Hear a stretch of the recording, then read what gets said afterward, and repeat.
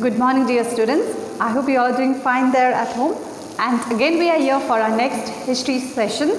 And the topic which we are going to do is the chapters, chapter 8. Again, the same chapter, peace settlement after the First World War. And the topic is other peace treaties. So before we move on to this topic, other peace treaties, just quickly go through what we did in the previous class. We did about the Treaty of Versailles and its terms. So this Treaty of Versailles was signed between the Allied powers and Germany. So as promised in the 14 points of President Wilson, it was said that Germany will not have to pay reparation, that is concession, for the loss of the war, and here it was said that Germany will not be partitioned, that means her territory will not be taken away. But in the Treaty of Versailles, it was just the opposite. So Germany had to face huge humiliation. Germany had to pay reparation, that is, she had to pay a huge amount of money for the loss during the war, and plus Germany also her territories were taken away. She had to face humiliation and plus reparation for the war. And Germany was not at all happy with this Treaty of Versailles. Clear? So similarly, there were other peace treaties which were signed between the Allied powers and the other Central powers. So Germany signed the Treaty of Versailles, and there were other peace treaties which were signed between the other powers, or let's say the other countries like Hungary, Austria, Turkey, and there were many other countries who fought the war, First World War, against the Allied powers. So we'll go through this now. Other peace treaties, if you have your books, please look into your books, and listen carefully. Side by side with the conclusion of the Versailles Treaty with Germany, other peace treaties were signed with Germany's Allied powers or the Central powers. So a bunch of treaties were signed. So there were so many treaties which were signed with the other powers. The Treaty of Saint-Germain, Germain, Germain, it was signed with Austria. The Treaty of Trianon, it was signed with Hungary. The Treaty of Bucharest, Bucharest, with Romania. The Treaty of Neuilly, Neuilly, with Bulgaria, and the Treaty of Sevres with this Treaty of Sevres, it was replaced. First it was known as the Treaty of Sevres, but later it was changed, replaced by the Treaty of Lausanne, Lausanne, and this was signed with Turkey. So this was replaced by this, and it was signed with Turkey. So this way several treaties were signed with the different Central powers. It was directed that Austria would never try to form union with Germany. So it was written in the treaty that Austria will not unite with Germany in future. This Austro-Hungarian Empire was dissolved and majority nations got independence and autonomy. Thus, the state of Czechoslovakia was created with predominantly Czechs and Slovaks and a good number of German population of Bohemia, Moravia and Silesia. So Austria-Hungary. So it was one nation before Austria-Hungary. Now what happened? This empire, Austria-Hungary Empire, was dissolved, and there was a lot of minorities, small minority nations. They got their independence and autonomy, that is self-rule, and by this a state of Czechoslovakia was also created. And the population in the state of Czechoslovakia was Czechs, Slovaks, and also German population of Moravia, Silesia, Bohemia. Then the Austro-Hungarian dual monarchy, Austria and Hungary, they made dual empire, Austria and Hungary. So this dual government was also, a dual monarchy was also dissolved, and Hungary became independent. It came out from Austria and it became independent. Likewise, Austria had to pay reparation, compensation for the war, to the Allied powers. This treaty, Germania, this treaty reduced Austrian population. So by signing this treaty, Austria signed this treaty with Allied powers. By signing this treaty, what happened? The population of Austria was reduced by 1/3. Then Austria had to surrender Galicia to Poland, and she lost a part of her territory to Italy also. So Austria also lost her territory. She had to give this territory to the Allied powers. The old kingdom of Serbia, now it became Yugoslavia. So Bosnia, Montenegro, Dalmatia, Slovenia, then this all got united, and it was united with Yugoslavia. Okay, all these territories got united with Yugoslavia. Hungary parted with much territory to Yugoslavia. Hungary also, it parted with her territory. So much of the Hungarian territory was given to Yugoslavia. And by the Treaty of Bucharest, so this Bucharest Treaty was signed between Romania and the Allied powers. Again, population and the territory were augmented, means it was increased at the cost of Hungary.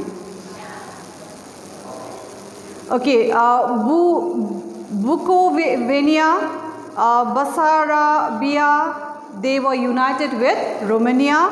The treaty of, this treaty.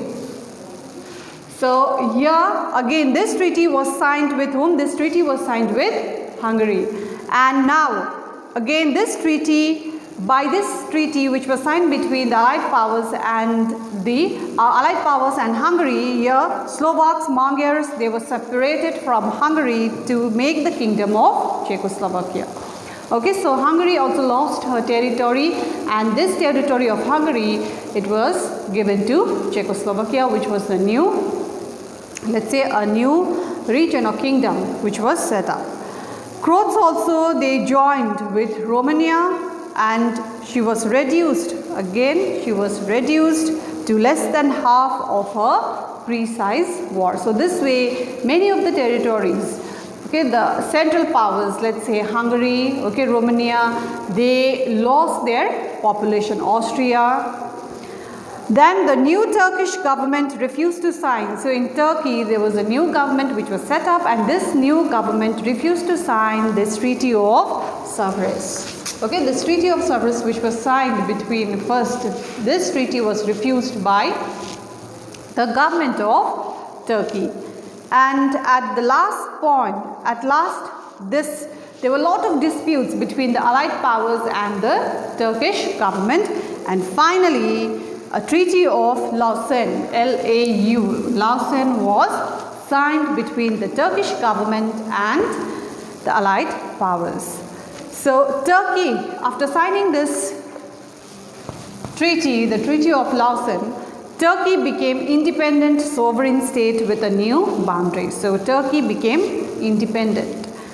Turkey abandoned her claim on Armenia. So Turkey also abandoned her claim, okay, which she had claimed before on Armenia. This was also totally, it was, let's say, abandoned. She surrendered Kars, Batum to Soviet Union.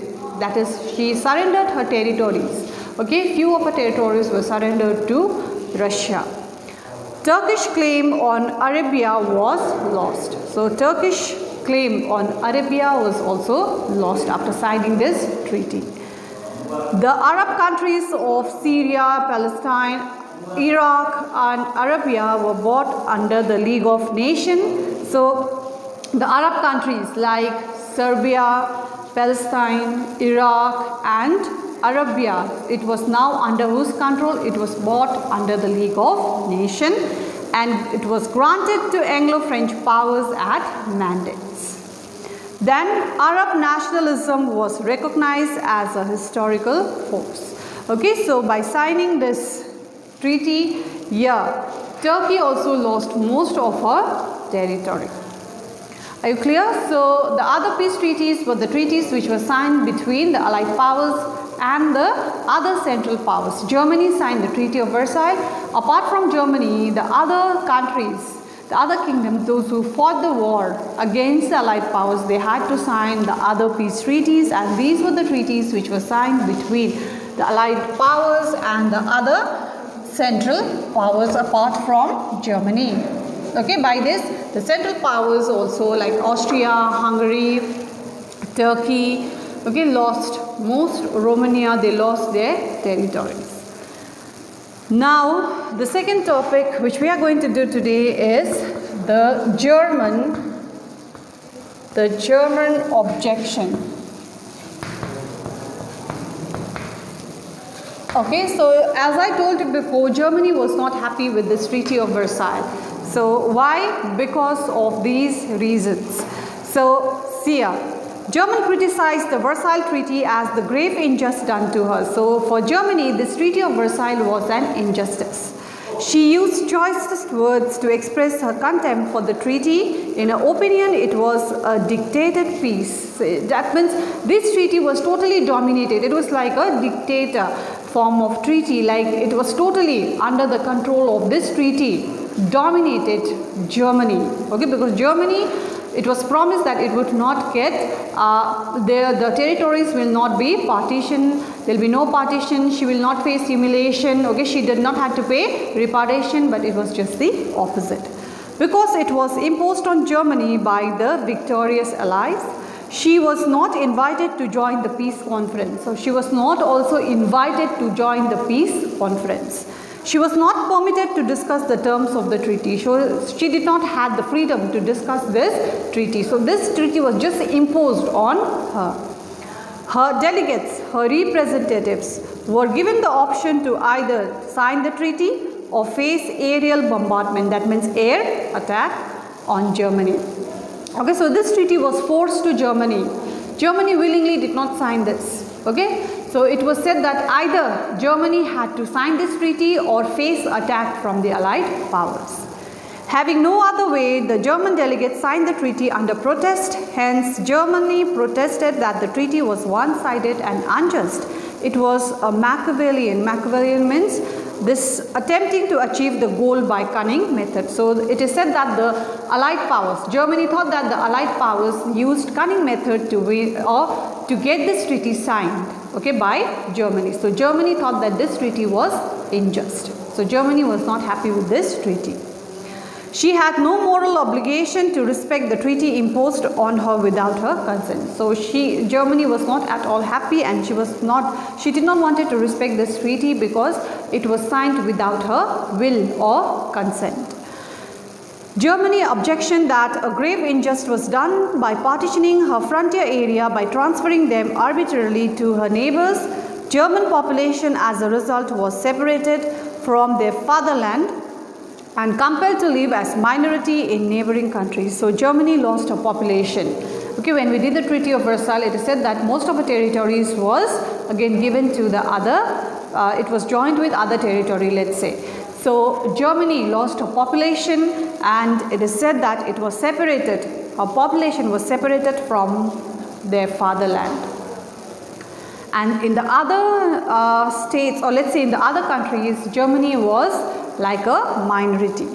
Germany's coal, iron mines, fertile tracts were handed over to her neighbors. So most of the territory, most of the fertile land was handed to her neighbors. This was rightly unjust because it violated the Wilsonian doctrine of one nation, one state. So President Wilson, when he came up with this 14 points, he said that Europe is going to be one nation, one state, isn't it? One nation, one state, one nation. But for Germany, this was just the opposite. So here it was unjust, and Wilson was not going, he was not keeping his promise. Germany further protested that grave injustice was done to her on the eastern frontier. On the eastern border of Germany, what happened there? Why it was an injustice? West Prussia, Posen, Danzig, all these territories which were exclusive German territories were transferred to Poland. So these territories, Posen, Prussia, Danzig, it was given to Poland. The Polish corridor separated German East Prussia from German mainland. So, the Polish corridor separated Germany, the German East Prussia from German mainland. So, Prussia was separated from Germany. Silesia, an exclusive German territory. Again, Silesia was part of German territory. It was partitioned and Sudetenland was given to Czechoslovakia. So, this way Germany lost most of our territories. All these arrangements violated one nation, one state principle of Wilson. Okay, so this President Wilson, he said that in his 14 points that all the European nation is going to be one state, one nation. But as Germany lost most of our territories, so Germany felt that Wilson was not keeping up to his promise of one nation, one state. The Versailles Treaty as a whole was a departure from the 14 points of Wilson. The 14 points did not mention reparation. So, as I said earlier, this 14-point program, nowhere it was mentioned. When President Wilson came up with this 14-point program, it was not said that Germany had to pay reparation. But in the Treaty of Versailles, it was written that Germany had to pay reparation. But Germany had to accept reparation demand. Wilson spoke of general disarmament. Disarmament means reduction of arms and weapons, but only Germany was forced to disarm. So, when Wilson spoke in his 14-point program, he said that there would be disarmament. Disarmament meant reduction of arms and weapons for the whole world, especially the European nations. But this disarmament was only for Germany. So, Germany was not happy with this. France and England, they remained fully armed. On the other side, France, England, they were fully armed. They did not follow disarmament.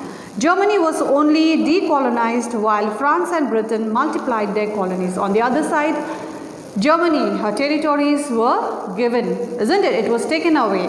So, Germany was the only one who followed disarmament and decolonization, whereas Britain and France, they were multiplying their colonies. And lastly, Germans said that it was a harsh treatment and a revengeful treaty. So, for Germany, this treaty, the Treaty of Versailles, so this was the objection of Germany. So, Germans' objection was what? That this treaty was a harsh treaty, it was a humiliation for Germany. Okay, so what we did today is just two topics, other peace treaties and the German objection. This is what we did. Okay, so these are the other treaties which were signed with the other allied powers apart from Germany, and German's objection. Germany was not at all happy with this treaty. So that's why German objected. There were objections from Germany towards this treaty because Germany was not happy with this treaty. Okay, so I've finished with this and I'll be sending you notes on WhatsApp.